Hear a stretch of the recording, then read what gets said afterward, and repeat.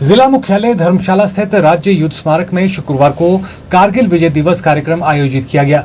इस दौरान brigadier GS Puri, station commander Yol 9वीं कोर के मुख्य अतिथि के रूप में शिरकत करते हुए शहीदों को श्रद्धांजलि अर्पित की। जिला प्रशासन, सेना के अधिकारियों, पूर्व सैनिकों व विभिन्न संस्थाओं ने भी पुष्प अर्पित किए। Brigadier GS Puri, station commander Yol 9वीं कोर ने बताया कि जवानों के शौर्य को याद करते हुए विजय दिवस पर शहादत पाने वाले शहीदों को श्रद्धांजलि अर्पित की गई। युवाओं को उनके जीवन से प्रेरणा लेनी चाहिए।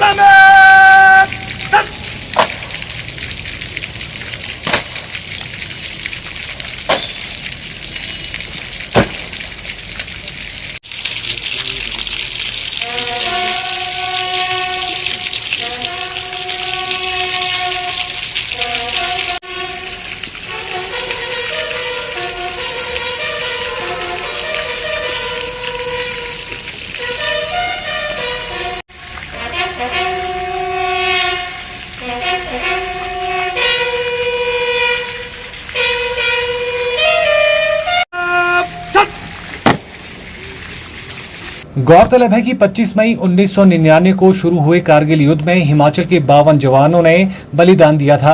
देश भर में कुल 527 योद्धा शहीद हुए थे, जिनमें 52 वीरभूमि हिमाचल के थे।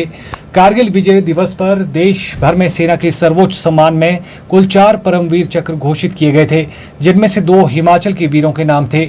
इनमें कैप्टन विक्रम बत्रा मरणोपरांत और सूबेदार संजय कुमार जीवित को परमवीर चक्र से नवाजा गया था।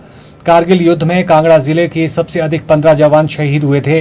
मंडी जिले से 11, हमीरपुर के 7, बिलासपुर के 7, शिमला के 4, ऊना से 2, सोलन और सिरमौर से 2-2, जबकि चंबा और कुल्लू जिले से 1-1 जवान शहीद हुआ था।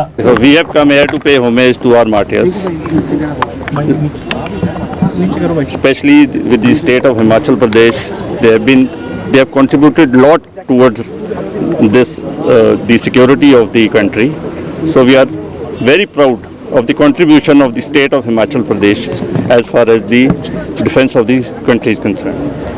I assume that this will be an example for all the younger generation to contribute and towards the country. The message to the younger generation is they are the role models. Please emulate, please follow them. मैं colonel Kartar Singh, मैं veteran हूँ और मैंने 99 के जो Kargil operation है उसमें हिस्सा लिया है। मैं बार बुंडुड़ भी हूँ। ये बहुत महत्वपूर्ण है जी, क्योंकि ये जो लड़ाई थी कारगिल की, ये दुनिया की सबसे डिफ़िकल्ट लड़ाई थी। हिंदुस्तानी फौज जो थी वो कारगिल जो लेह का रोड है उसमें नीचे एल्टीट्यूड के ऊपर थी और वो पाकिस्तानी जो थे वो पहाड़ों की चोटियों के ऊपर बैठे हुए थे।